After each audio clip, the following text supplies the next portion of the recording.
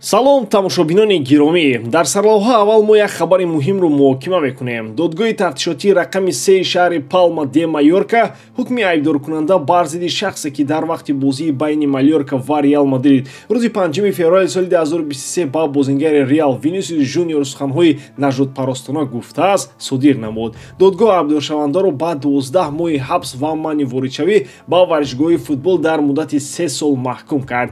Ин аллакай сеюмин ҳукм дар моҳҳои охир барои суханҳои нажодпарастона нисбати бозингарони Реал мебошад. Ҳоло ба дигар хабарҳо мегузарем. Фаромӯш накунед ки ба канали мо обуна шавед то видео ва хабарҳои навро аз даст надиҳед. Дар ягон ҷо ба азур шинед, мо бошем сар мекунем.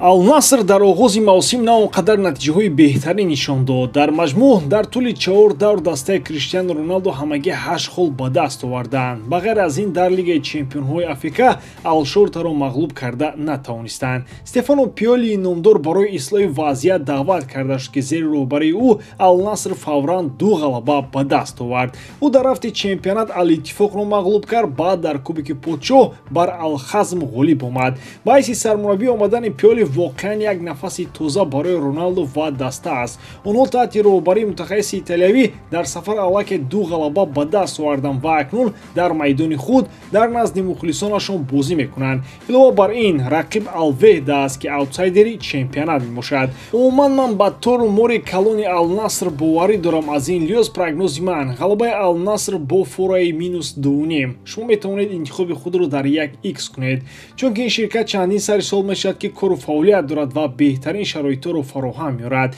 Танҳо дар мо ва танҳо барои шумо мо промо тайёр кардем бо номи AMG 0777 ки шумо метавонед дар вақти регистратсия кардан дар аввалин пардохти худ то ҳаҷми 8000 сомонӣ бонус ба даст доред. ссилкаи зарурӣ дар комментарияи ин видео. Футбол ин бештар аз як бозӣ аст. Ин ишқ, орзу ва умед барои миллионҳо мухлисон дар тамоми ҷаҳон аст ва ҳангоме ки сухан дар бораи Шалке 04 меравад, клубе бо таърихи бой ва мухлисони содиқ ҳар як қадам аҳамияти бузург дорад. Имрӯз орзуи Шалке бо номи Раул пайвастагӣ дорад ки эҳтиром ва ҳаяҷонро ба вуҷуд меорад. Раул Гонсалес Бланко, ҳамлагари афсонаҳои испанӣ ки як замон дар майдонҳои Аврупо барқ мезад, ҳоло дар остонаи боби нави карьераи худ қарор дорад. Баъд аз 6 мавсими муваффақ ҳамчун мураббии Кастилия дастаи ҷавонони Реал, Раул ба объекти таваҷҷӯҳи бисёр клубҳо табдил ёфт. Аммо ма аз Шалке 04 пешниҳодоти амбитсиёзтаринро пешкаш кард ва намояндагони худро ба Мадрид фиристод то мутахассиси испаниро ҷалб кунанд. Барои Шалке, клубе ки ҳоло барои зинда мондан дар Бундеслигаи дуюм мубориза мебарад, таъини Раул метавонад рамзи эҳьё ва умеди нав шавад. роҳбарияти клуб боварӣ дорад ки бо ёрии ӯ даста метавонад ба қулла баргардад. Раул ки бо ишқи худ ба футбол ва фаҳмиши амиқи бозӣ машҳур аст, ваколатҳои назаррас дар идораи фаъолияти варзишии клуб мегирифт. Ин як имконият барои ӯ на танҳо истифодаи донишҳои худ, балки илҳом бахшидан ба даста ва мухлисон барои дастовардҳои нав мебошад. Бо вуҷуди ин, пешниҳодоти Шалке бо монеаҳои ҷиддӣ рӯбарӯ мешаванд. Раул ки бо Карло Анчелоти, сармураббии Реал, робитаҳои наздик дорад, машварат мегирад ки сабр кунад ва интизори фурсати худ дар дастаи асосии мадридӣ бошад. Анчелоти бо ишора ба мисоли Зинедин Зидан таъқид мекунад ки роҳи ба қулла расидан баъзан вақт ва сабрро талаб мекунад. Раул дар даромадгоҳи қарорҳои муҳими худ қарор дорад. Аз як тараф ӯро имконияти роҳбарии Шалке ва табдил шудан ба рамзи эҳьёи клуби олмонӣ ҷалб мекунад. Аз тарафи дигар, ӯ мефаҳмад ки ояндаи ӯ дар Реал метавонад ба ӯ имкониятҳо ва мушкилоти бузургтарро пешниҳод кунад. рад кардани пешниҳоди Шалке метавонад душвор бошад, аммо Раул медонад ки дар футбол мисли дар зиндагӣ муҳим аст ки пайрави роҳи худ ва интуитсияи худ бошӣ. Дар ниҳоят, таърихи Раул ва Шалке 04 ин таърихи орзу, умед ва қатъият аст. Новобаста аз он ки Раул чӣ қарор қабул мекунад, роҳи ӯ бисёр футболбозон ва мураббиёни ҷавонро дар тамоми ҷаҳон илҳом мебахшад ва барои мухлисони Шалке боқӣ мемонад ки боварӣ ва умед дошта бошанд ки як рӯз клуби онҳо боз ба қулла бармегардад, шояд таҳти роҳбарии мутахассиси ин испанӣ. дар бозии ахир бо хетафи вингери ҷавони Барселона Ламин Ямал зарбаи пойро гирифт. Бо вуҷуди ин даста тавонист дар даври ҳафтуми Ла Лига бо ҳисоби 1-0 ғалаба кунад. Тибқи маълумоти хабарнигори Копе Елена Кондис баъди бозии Ямал лангида майдонро тарк кард ки ин боиси изтироби Мухлисон ва ҳайати мураббиён гардид. Аммо тавре хабар дода мешавад зарба ночиз аст ва истеъдоди ҷавон метавонад дар бозиҳои оянда иштирок кунад. Ин бешубҳа хабари хуб барои Барселона аст бо назардошти ҷадвали сершумори даста.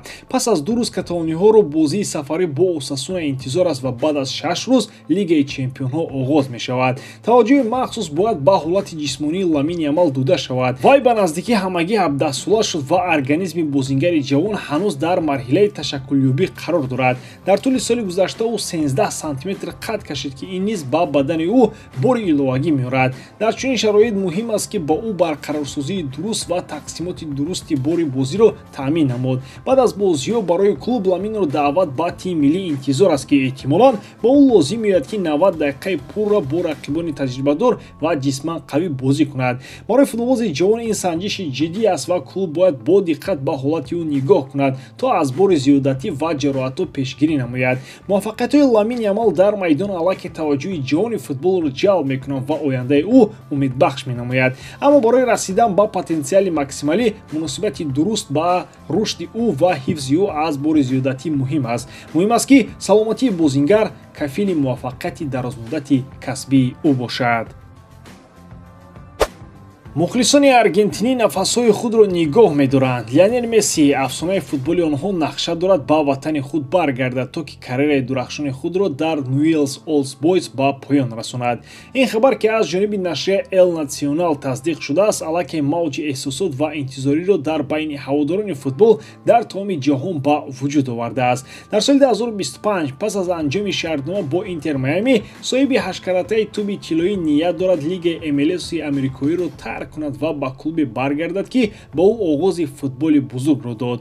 Ньюэллс Олд Бойз аз рӯсариё на танҳо як даста барои Месси аст. Ин ҷое аст ки ӯ қадамҳои аввалини худро гузошт ки истеъдоди ӯро шинохтанд ва эътироф карданд. Анҷом додани карьера дар клубе ки гаҳвораи футболи ӯ буд орзуест ки лео тамоми карьераи худ онро дар дил дошт. Барои Месси бозгашт ба Аргентина на танҳо иваз кардани клуб аст. Ин як ишораи рамзист ки пайванди амиқи ӯро бо ватани худ таъқид мекунад. Дар ҷони футбол ки пул ва шӯҳрат аксар вақт қувваҳои асосӣ мешаванд, қарори Месси барои бозгашт ба Ньюэллс Олд Бойз нишон медиҳад ки барои ӯ муҳаббат ба бозӣ ва қадрдонӣ аз онҳое ки аз аввал бо ӯ буданд муҳимтар аст. Мухлисони футбол дар тамоми ҷаҳон бо шавқ ин лаҳзаро интизоранд. Бозгашти Месси ба Аргентина на танҳо пирӯзӣ барои Ньюэллс Бойз, балки як ҷашн барои ҳамаи онҳое хоҳад буд ки аз бозии ӯ лаззат мебаранд. Ин охирин аккор дар карьераи яке аз бузургтарин футболбозони тамоми даврҳо хоҳад буд ки тасмим гирифт ки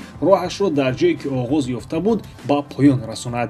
Лионел Месси ҳамеша рамзи вафодорӣ ва ишқ ба футбол буд. Бозгашти ӯ ба Ньюэллс Олд Бойз на танҳо бозгашт ба хона, балки эҳтиром ба онҳое ки аз аввал бо ӯ имкон доштанд мебошад. Ва албатта ин як тӯҳфа барои ҳамаи мухлисон аст ки боз як бори дигар метавонанд кумирашонро дар бозӣ дар замини ватании худ бубинанд.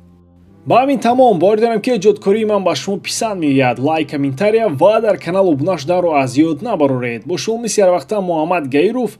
Хай бародарон, дар паноҳи Аллоҳ.